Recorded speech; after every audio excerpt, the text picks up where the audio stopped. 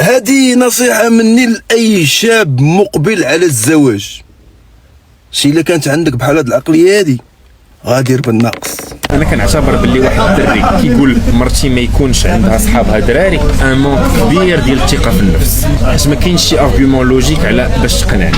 كاين دوز ارغيومون برينسيبو تقدر تقولوا. انا ما كنثقش في مراتي وهادي سي غراف، ما خصكش تكون مجوج معايا الا ما كنتش كتثق فيها. انا ما كنثقش في ذاك الراجل اللي انفاس المراه. دابا نهضروا من الناحية ديال النخوة والرجولة، حنا نبعدوا على الدين الاسلامي، لانه لا جينا نهضروا على الدين الاسلامي ما غنساليوش. الدين الاسلامي هو حكم امر لا يحتمل لا التفاوض ولا الشورى. ما تجيش تقول لي لا انا لوجيك مو انا كيبان ليا. غتسولني سؤال نقول لك بلاتي اخويا حنا مسلمين، اجي نشوفوا الدين اش قال. حنا بما انه 2026 وبما انه في اخر الزمان والاغلبيه الساحقه ما كيطبقوا غير داك الشيء اللي كيجيهم مريح في الدين ديالهم، يعني لا نطبق الدين الاسلامي بالحذافير ديالو، كناخذوا غير داك الشيء اللي عجبنا بحال شي كاتالوج وكنعزلوا منه. تقول لي هذه حتى هي راه كاينه هنا، كيقول لك لا هذه ما عجبتنيش غادي نتبع غير داك الشيء اللي بان لي انا مزيان. اجي نهضروا على الرجوله. دابا اخي السؤال اللي عندي هو هاد صاحب مرتك شنو كيقدم لمرتك كاضافه وانت ما عندكش؟ يعني صاحبها غيكون طالع عليها الدم تمشي تعاود ليه وانت اش كدير؟ رشقات ليها بغات تخرج تضحك واحد شويه وتنشط، انت شنو كدير؟ بغات شي حقوق وواجبات ديالها تمشي لعندو حيت انت ما مساليش ولا ما متمكنش ولا شنو هو الدور ديالو هو كصديق لمرتك وانت راك راجل، هو راجل وانت راجل؟ شنو هو الاضافه اللي غيعطيها وانت ما عندكش؟ هذا هو السؤال. او لا المراه هي تقول لك لا راه عندي صديق ديالي صاحبي كنرتاح معاه، ما كترتاحيش مع راجلك علاش واخد علاش مجوجه به؟ راه اللوجيك اللي انت متبعها ني با لوجيك. دابا فلا لوجيك يا با د لوجيك. انا نخلي مرتي تمشي مع واحد صاحبي يخرجوا يدوروا يسافروا ولا يمشيو يريحوا في القهوه ولا انا شنو كندير؟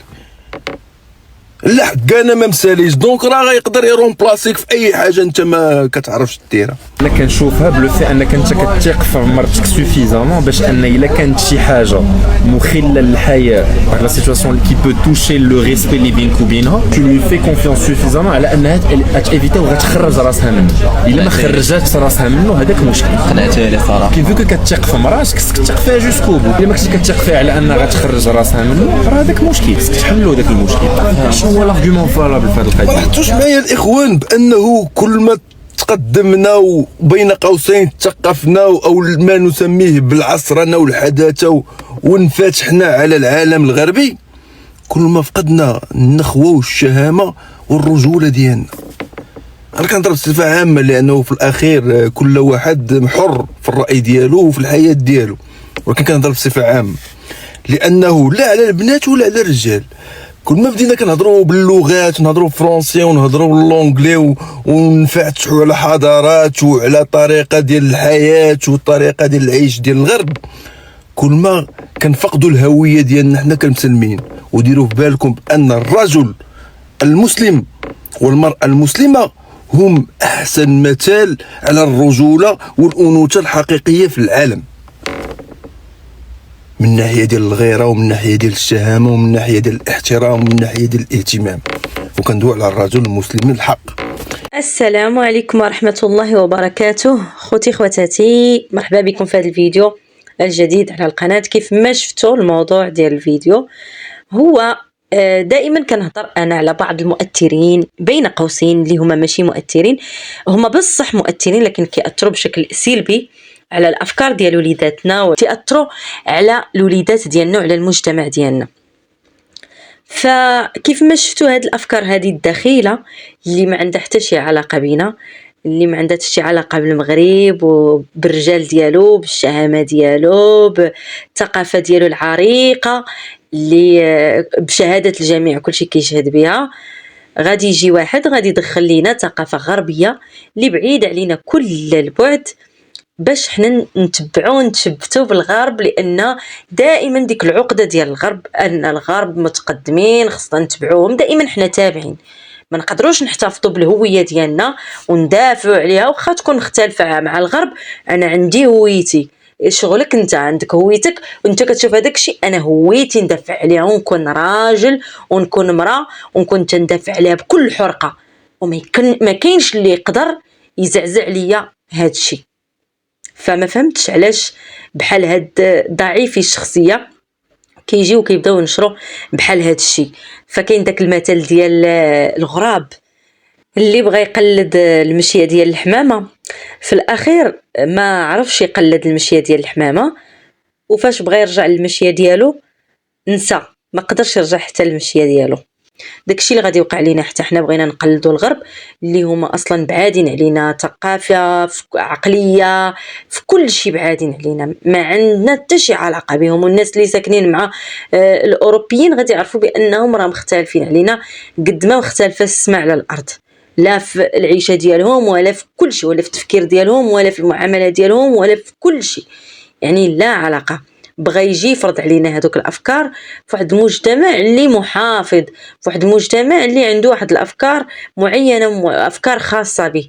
فما يمكنش تجي وتعطيني هذوك الافكار، غادي نتقلب، غنفقد الهويه ديالي، وما عمرني ما غنكون غربي، ما عمرني ما غنكون تشبه الغرب، ما عمر الغرب ما غادي يرضى لك وغادي يقول لك واو برافو وليتي بحالي. لا، دائما غتبقى ينقص منك ويحقر منك، لانك انت تحت منه، انت كتبقى دائما تابعه، غير متبع داكشي اللي كيدير، ماشي هويتك هذيك وثقافتك. في حين ان الا تشبتي بثقافتك، حنا ما كنهضروش على الدين دابا، الدين راه بوحدو، احنا كنهضروا على الثقافه، على رجال المغاربه، على الشهامه، على الغيره، على الرجاله النيت ديال بصح ديال ايام زمان اللي حروا البلاد واللي حروا الصحراء، واللي هادوك ما علاش تنهضرش على دابا هادو اللي ولاو جايين تفرجوا لينا في المسلسلات ولا في الافلام، وجايين بغا يعطيونا واحد الافكار داخله اللي هو تيشوف بان شي حاجه تقدم ولا حضاره وجاي بغا يعطيها لينا.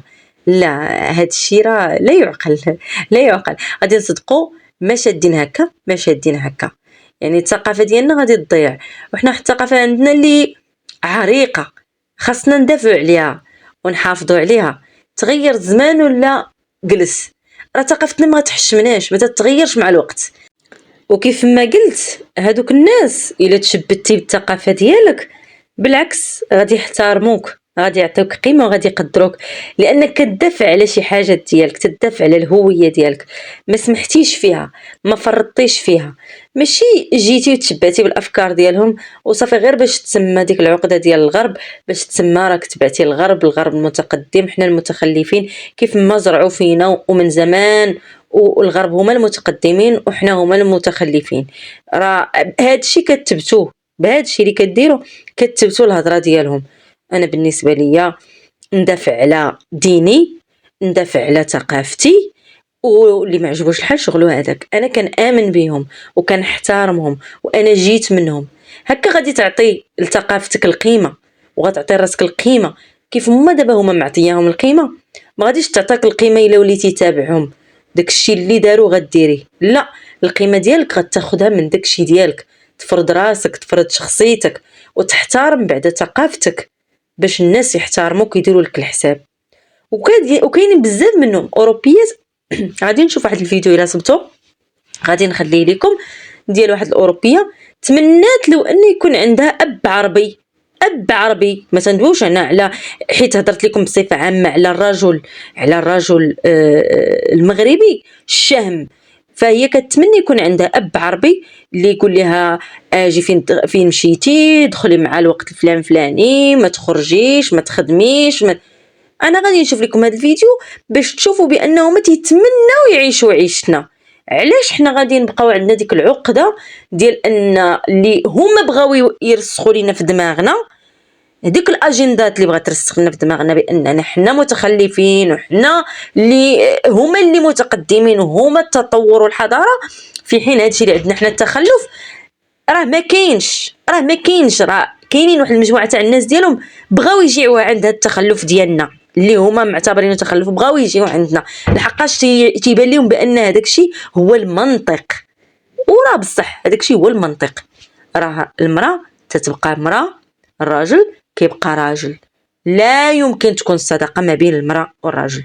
واللي بغى يعرف راه غادي يدخل ويشوف الاوروبيين والبرامج الامريكيه اللي شحال من وحده مزوجه ومع الصديق ديالها حملات وبعد جايين تيديروا التيست ديال لا دي ان باش يعرفوا شكون الاب، باش تعرف شكون الاب. قلبوا شوفوا الصداقه ما بين المراه والراجل. مادام بغيتوا تتبعوا الغرب خصكم تشوفوا حتى شنو اللي كيوقع من مورا هذيك الصداقه ديال المراه والراجل اللي نتوما بغيتوا ديروها بريئه، واو كيوت بريئه وغير صديق. ما كايناش هذا الشيء. مع عمر هذاك الراجل غادي يشوف فيها واحد النظره، يقدر يكون كيشوف فيها النظره ديال صديقه، ولكن واحد اللحظه تجي تتبكي عليه وتعاود ليه وتشكي عليه ويوقع ضعف ويوقعوا المشاكل بيناتهم. ايوا شكون غيحل هذا الشيء؟ شكون اللي عنده الخطا هنايا؟ لهذا علاش حنا كاع ما نسدوش هذا الباب ونهنيو دماغنا. هادشي خلاص راه الدين ديالنا مانعو. انا كنناقش هاد الافكار اللي كتدخل دابا عند هاد الناس اللي كيختاروا من الدين اللي بغاو ومتحررين واللي عاجبهم شدوها واللي ما عاجبهمش ما تيشدوهاش. فانا كنقول علاش؟ باش عرفتي انت هذيك ما غدحش مع راجلها، ما غتحسش بواحد اللحظه ضعف وغتمشي تعاود للصديق ديالها، والصديق ديالها ما غاديش يتعاطف معاها ويحنوا في الاخر وقع بيناتهم سوء تفاهم. راكم فهمتوا شنو سوء تفاهم اللي في الاخر شكون اللي غادي يتحمل المسؤوليه ديال هذاك الخطا. فإلى هنا غينتهي الفيديو. الى صوت لكم الفيديو راه غادي نحطو لكم.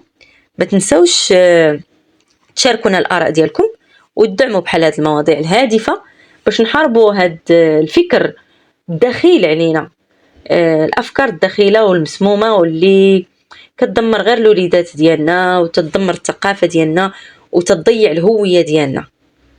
الى فيديو اخر نلتقيو، والسلام عليكم ورحمه الله وبركاته. That Arabs literally protect their women so much better than Americans. America messed me up, okay? I wish that my family didn't let me out of the house. I wish that my family didn't let me work. Arab people really, really, truly though, take such good care in protecting their ladies. I feel like most of Arab fathers are like, Habibti, my dear, my daughter, you don't have to work. I don't want you to work until you get married. Could you imagine? America could never. America's like, all right, girly pops, time to go to work at the McDonald's. You're 15 now. True story.